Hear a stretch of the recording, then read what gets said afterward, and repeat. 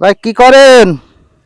ভাই আমি এই ধনে শাক লাগাইছি, তাই ঘাস করতেছি, পরিষ্কার করতে, আগাছা পরিষ্কার কি করতেছি। আগে কখনো লাগাইছেন? হ্যাঁ, লাগাইছি। তো এখানে আপনি কি প্রতিদিন কি বিকালে এখান থেকে বাজারে নিয়ে যান ওটাই না না, কিভাবে কি করেন? এগুলো 18 মাইল পাইকারি বিক্রি করা হয়। আমাদের পাশে 18 মাইল আছে, 18 মাইল পাইকারি বিক্রি করা হয়। ও, তার মানে ধরেন গ্রামের দিকে অঞ্চলে মানুষও ভালো পছন্দ করেন আর কি। হ্যাঁ।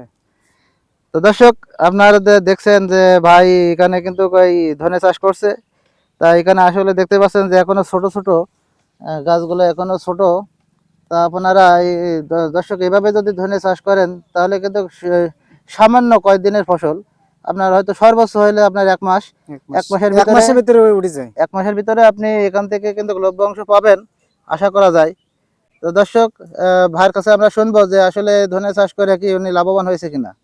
ভাই, ধনে চাষ করে কি আপনি এখান মানে কত বছর যাবত এখানে চাষ করছেন আর কি? এই 5 বছর ধরে চাষ করছি। ও, তো এখানে আপনার লাভ কিরকম হয়? আপনার এই সময় 120 টাকা করে কেজি বেচতেছি। আগে একটা ছিল, সেটা শেষ হয়ে আজকে শেষ হয়ে ফেলেছি, সেটা 120 টাকা করে কেজি বেচতেছি।